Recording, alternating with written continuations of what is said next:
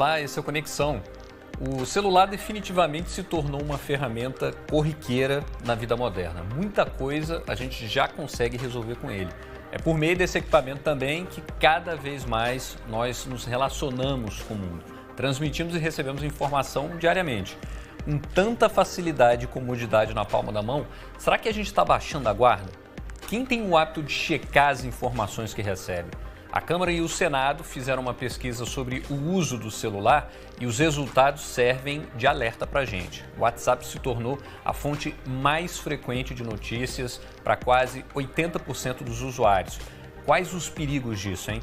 A gente vai conversar a respeito com a Tayane Guimarães, que é pesquisadora do Instituto Tecnologia e Sociedade do Rio, e a Tayna Lon, que é diretora da agência de checagem Aos Fatos. Muito obrigado pela participação de vocês aqui no Conexão. A gente realmente está vivendo um momento em que, a gente até conversava aqui antes do início do programa, que a gente não podia imaginar que a nossa vida ia se resumir tanto a um equipamento pequenininho que fica aqui à nossa disposição, né?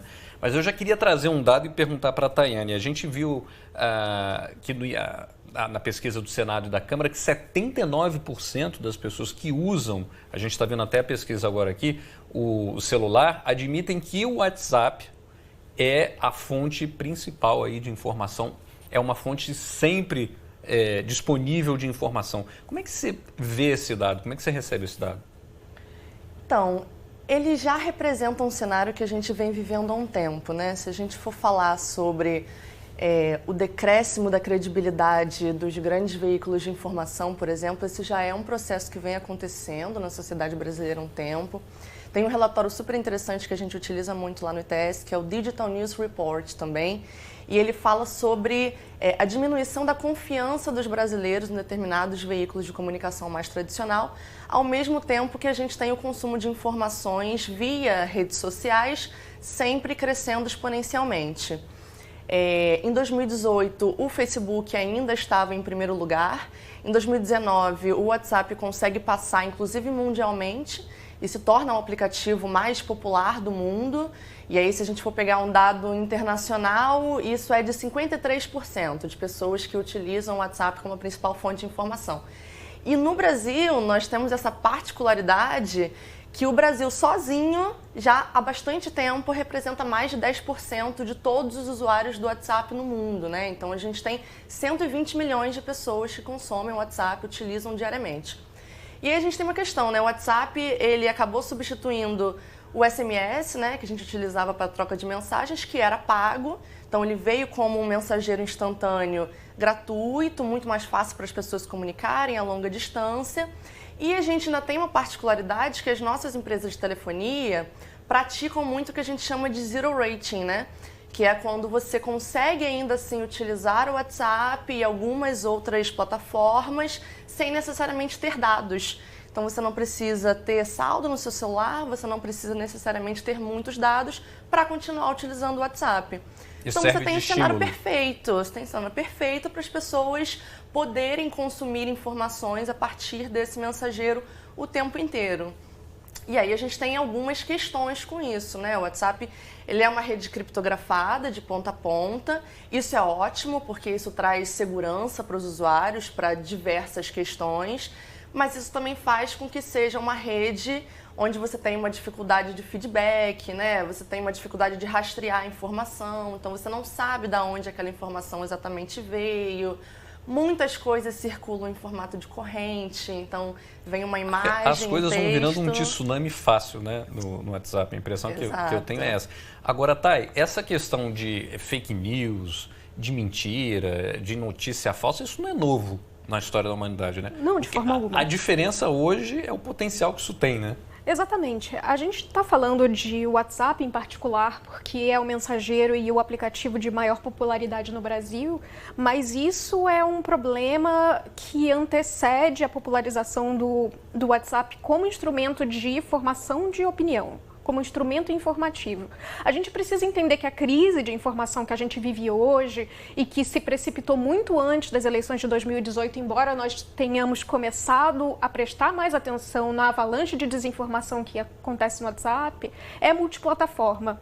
Ou seja, não adianta nada estancar o problema numa plataforma social, por exemplo, o Facebook. O Facebook hoje atua com checadores independentes, o Aos Fatos, que eu dirijo, é um deles. Então, a gente checa a desinformação na plataforma, a gente tenta esclarecer e trazer contexto para os usuários sobre o que é uma informação verificada, qual é a fonte daquela informação, se ela faz parte de um contexto de desinformação mais amplo, se foi distorcida, se é falsa, de que maneira ela é enganosa.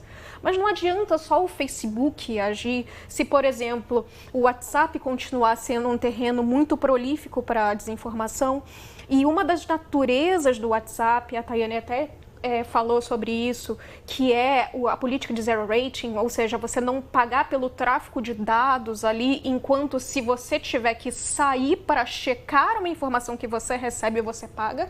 Ou seja, se você vai no Google e você procura checar a informação que você recebeu pelo WhatsApp, você vai pagar pelos dados que você estiver gastando por procurar aquela determinada informação. Quer dizer, então, não existe um estímulo para que o usuário faça de fato uma checagem. E quando você recebe uma mensagem no WhatsApp, ela vem num formato, digamos assim, padrão. É um formato de mensagem que pode ter emojis, pode ter alguma variação de fontes e estrutura textual, mas na verdade o objetivo dali é engajar.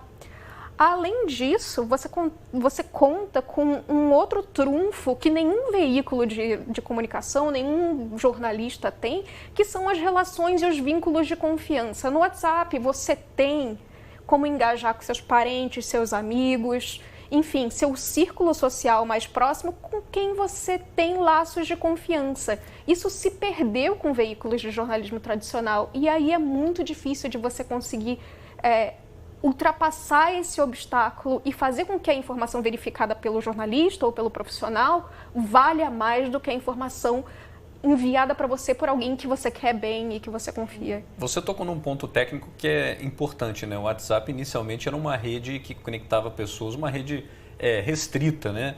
Agora, com essa possibilidade de retransmissão de informação em grande escala, ele realmente se tornou um instrumento poderoso, né? Para qualquer estratégia aí de divulgação, seja lá do que for. Sim, e os números, Aos Fatos fez um levantamento em 2018 também que trazem números bastante semelhantes sobre consumo de informação que o levantamento da Câmara trouxe, e a gente ainda conseguiu fazer algum tipo de mapeamento sobre como que as pessoas consomem esse tipo de informação. Primeiro, que tipo de informação é essa, né? Porque se você diz que você consome informação sobretudo pelo WhatsApp, pelo Facebook, pelo YouTube e depois por sites de notícias, talvez haja um equívoco sobre qual é a finalidade dessas plataformas. Será que elas foram feitas para você consumir informação nelas? A gente sabe que grande parte das pessoas que diz consumir informação no WhatsApp consome através de vídeos e imagens. Será que esse é o melhor formato para você consumir informação dentro de uma plataforma social? Então, quer dizer, como que as empresas jornalísticas e as agências de checagem e quem trabalha no combate à desinformação deve estruturar seu trabalho para alcançar mais gente? É difícil. A gente está até fazendo um registro aqui do Aos Fatos, que é a agência que você dirige, que faz esse trabalho de checagem, né? Imagino que vocês estejam recebendo bastante demanda, né? Sim, diariamente. A gente tem um canal de envio de checagens e recebimento de sugestões de checagens no próprio WhatsApp, mas é difícil escalar justamente pela natureza do aplicativo de chegar às pessoas que mais precisam da informação verificada. A gente não tem escala e é muito difícil pela própria natureza do WhatsApp. Se você trabalhar com correção e dentro de como a estrutura do WhatsApp permite, pois a estrutura do WhatsApp não permite, em tese, disparos automáticos de mensagem. Não permite que você envie para pessoas desconhecidas algum conteúdo. Ou seja, você não pode fazer spam, o que é uma regra bastante justa, embora não seja cumprida eventualmente em períodos, por exemplo, de eleição. Mas o poder de viralizar qualquer coisa no WhatsApp é inquestionável, né? É difícil você criar uma barreira para isso, né? Sobretudo quando você estrutura a informação para que ela seja mais compartilhável. A gente precisa ter o entendimento que fake news, a desinformação, ela não é construída para ser patentemente falsa. Ela é construída justamente para reforçar o seu viés cognitivo, ou seja, para reforçar alguma ideia preconcebida que você tem, e por isso ela é verossímil. Não é um problema social do tipo apenas pessoas de baixa renda são suscetíveis a serem enganadas. É um problema social macro. Qualquer pessoa está suscetível a ser enganada pela desinformação exatamente por ela reforçar valores que são preconcebidos. Então, eu vou chamar mais uma... Você quer complementar? Queria só falar sobre... Você citou a estrutura do WhatsApp, o potencial de viralização. Esse é um assunto interessante porque quando o WhatsApp surgiu, ele veio justamente com essa ideia de um mensageiro privado, né? Mas a gente percebeu, especialmente em 2018, observando a arquitetura do WhatsApp, que isso, na verdade, era um pouco contraditório, porque você podia ter diversos grupos, cada um com 256 pessoas, você podia compartilhar a mensagem para 5 grupos diferentes ou para centenas de pessoas individualmente. Então, alguns estudos foram feitos e mostraram que, na verdade, a circulação da informação, quando ela era feita de uma forma estratégica, ou seja, quando você pensava em articular diversos grupos com alguns administradores em comum para fazer aquela circulação acontecer de forma rápida, isso acontecia mesmo numa arquitetura que a gente achava que fosse privada. Então, essa é uma grande questão também que a gente direcionou para as plataformas, que é, para além dos usuários, né, a gente está sempre checando notícias, fazendo um trabalho de educação digital para os usuários conseguirem checar essa informação. Existe um lado das plataformas também que é de pensar suas arquiteturas. Então, o WhatsApp, por exemplo, fez algumas mudanças, diminuiu o número de pessoas nos grupos, diminuiu o número de compartilhamentos que as pessoas podiam fazer, para tentar minimizar esse potencial estratégico, político, para o qual o WhatsApp foi utilizado em 2018 aqui, mas também antes em alguns outros países, né? Na Índia. Então, existe esse lado das plataformas pensarem também como que elas acabam propiciando um ambiente para que isso aconteça. É interessante, é um debate que é técnico e ao mesmo tempo ele é simbólico, é cultural, porque diz respeito a comportamento, né? Eu queria chamar agora o Winston Oyadomari, que é analista de pesquisas do CETIC.br, ele vai participar do programa também. O Winston, você me escuta bem? Tudo bem, eu estou te ouvindo bem. Bem-vindo aqui ao Conexão. Eu queria que você entrasse agora na nossa discussão aqui, no nosso debate, na nossa conversa, para falar um pouco sobre essa questão que é comportamental também, né? A gente falou que existe uma questão técnica que favorece aí o WhatsApp a retransmitir informação, viralizar. Agora, parece que as pessoas realmente absorveram essa ferramenta no dia a dia delas e estão utilizando elas para reforçar a visão que elas têm do mundo, né? Eu estava acompanhando a conversa de vocês, eu queria antes só ilustrar com um número que eu acho que é bem interessante para mostrar por que esse debate está crescendo tanto agora, né? O resultado da pesquisa que a gente realiza aqui no CETIC indicava que em 2008, 34% da população tinha internet. Em 2013, 51%. Então a gente já saiu de um terço para metade. E em 2018, que é o último dado disponível, já eram 70% da população usando a internet. Então, em 10 anos, muita gente passou a utilizar a internet no Brasil. E, diferente de como acontecia 10 anos atrás, as pessoas utilizavam mais o computador, tinham uma conexão em casa conectada num computador, às vezes roteado para outros equipamentos em casa, né? Hoje em dia, o que está acontecendo é que o computador não chega mais nas casas, o que chega é o celular, e a conexão chega no domicílio sem o computador. Além disso, as pessoas estão usando cada vez mais o celular de modo exclusivo. Então, a maioria dos internautas no Brasil, segundo a pesquisa, utilizam só o telefone celular e não tem outros dispositivos para compor o seu uso, né? Então, isso traz uma cultura de uso a mediação do uso da tecnologia é muito diferente quando você tem só o telefone celular, você não tem todos os dispositivos. Isso, sem dúvida, também tem um marcador de desigualdade muito forte. Então, a população de mais baixa renda que usa...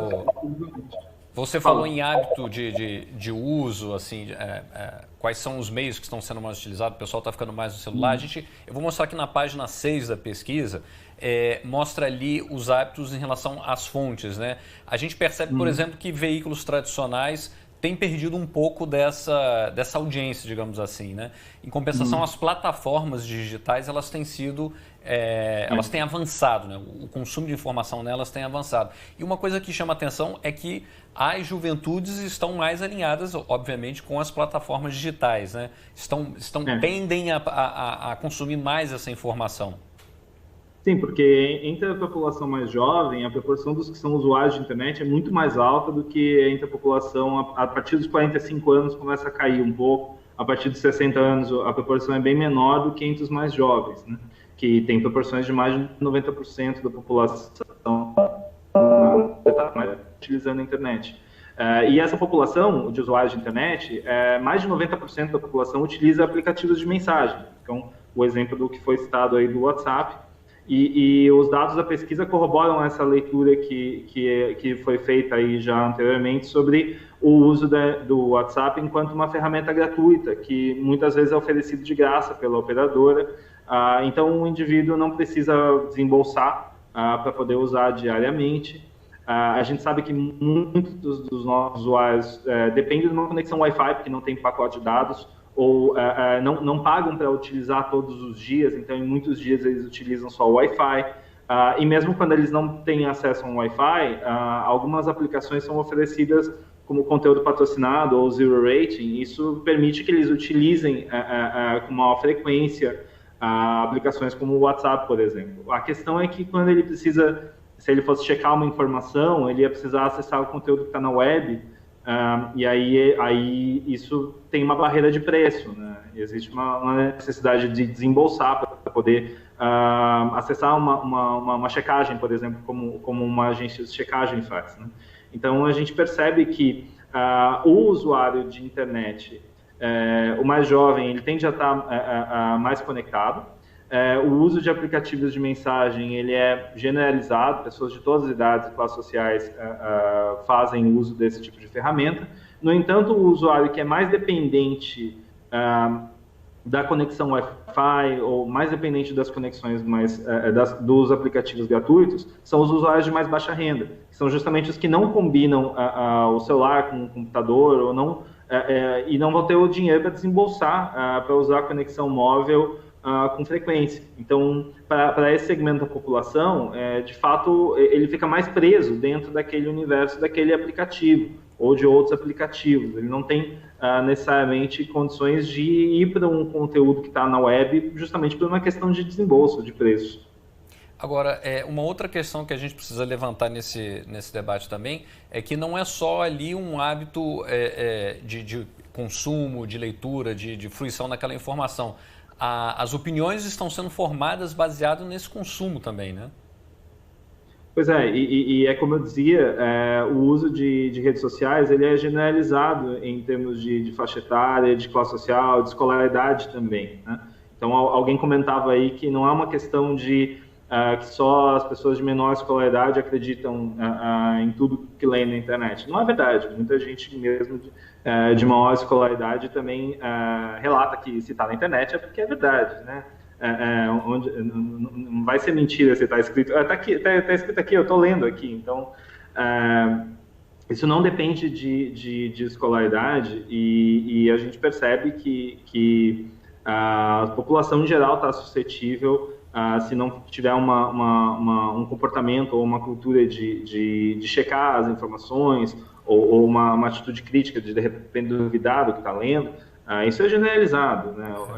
Existem marcadores etários no acesso à tecnologia, marcadores socioeconômicos que interferem na configuração, nas características desse uso de tecnologia, mas quando a questão é acreditar no que a gente lê, isso é um marcador atitudinal que não tem tanta relação só com questões de escolaridade ou de renda ou de faixa etária. A gente recentemente, vou trazer a conversa rapidinho aqui para o estúdio, porque a gente já vem vivendo um pouco desse processo, né, de perceber o impacto do WhatsApp, das redes sociais na formação de opinião. Vocês têm feito uma leitura desse cenário desde as últimas eleições, né? Exato. A gente vê que o poder das redes sociais é tão grande e é crescente e exerce cada vez mais influência sobre o debate público, que autoridades do nosso país usam consistentemente as redes sociais para se comunicar com as suas bases e com os demais brasileiros, de modo geral, com quem governa, e se utiliza dessas plataformas para, de alguma forma, ter acesso a essa audiência sem mediação, ou seja, sem a necessidade de precisar de um veículo de jornalismo para ser entrevistado e fazer com que sua mensagem chegue ao público. Sem questionamento, sem contradito. Exatamente, sem que haja um questionamento mais efetivo, sem que haja uma contextualização com relação àquilo que diz. Temos essa questão. Temos também a questão que o ambiente de informação, ele é tão hoje poluído em termos de você não consegue diferenciar o que é propaganda, o que é jornalismo. Muitas vezes eles se confundem propositalmente para que as pessoas se convençam de que determinado fato aconteceu, quando na verdade nada daquilo aconteceu, que torna navegar mesmo nesse ambiente muito difícil. E você necessita de instrumentos e de capacidades que muitas vezes, muitas gerações, sejam mais velhas ou mais novas, ainda não são capazes de desenvolver. E, Tayane, qual que é a urgência da gente trazer esse diálogo e esse questionamento, isso que a gente está fazendo aqui, por exemplo, para dentro da sala de aula? Essa educação midiática, digamos assim. Essa é uma coisa que a gente debate muito, né? Isso que a Thay trouxe agora, acho que é bem importante a gente sempre falar sobre isso, para, por exemplo, a gente ainda usa muito o termo fake news, né? E os pesquisadores já vêm trazendo essa questão de que não é apenas notícias que foram construídas para serem manipuladas, etc., né? Inteiramente construídas falsas. A gente tem esse cenário de confusão da informação, que a gente tem imagens fora de contexto, títulos que não correspondem ao corpo do texto, notícias de 2009 que começam a circular em 2020 como se fosse um fato acontecendo agora. Então é isso, tudo isso cria um cenário fora automação, né? Fora automação, que você tem 30% das contas do Twitter que elas são robôs, você tem automação que foi vista no WhatsApp. Então é um cenário muito difícil e a gente vê que a gente não compreende ainda, poucas pesquisas foram feitas para entender como que essa informação é consumida, é compreendida, é compartilhada, por exemplo, pela juventude. No ITS a gente está em andamento com um projeto que ele se chama Ablatam, por exemplo. Ele é um projeto justamente para compreender hábitos de consumo e compartilhamento de informações na juventude. E aí a gente pensa, por exemplo, que as nossas pesquisas com a juventude são feitas de forma distante da juventude. As nossas pesquisas geralmente não são feitas em conjunto com essas pessoas para as quais a gente quer construir uma metodologia de ensino que abarque a literacia digital, né? A gente não tem, né? Acho que basta a gente pensar que pouquíssimas escolas públicas, por exemplo, a gente tem bons laboratórios de internet, né? Laboratórios de informática. A gente não tem ainda um acesso integral à internet na população brasileira, na educação pública nem se fala. Então, pensar em currículo de educação digital para formar esses jovens que são os mais usuários digitais, mas que ainda assim estão suscetíveis à desinformação é urgente, né? Existe um pouco esse mito, né? Como essa geração já nasceu com a internet, eles não são vulneráveis, não são suscetíveis. São sempre as pessoas mais velhas, idosas, que são mais recorrentes vítimas de fraudes de banco, etc. Mas não é bem assim que funciona, né? Estamos todos imersos e é isso que a Thay falou, né? Acho que é uma tarefa nossa, dos fatos, do ITS, estar sempre pensando em diferentes estratégias para instrumentalizar as pessoas a se resguardarem, a checar informação, a saber como que funciona o ecossistema.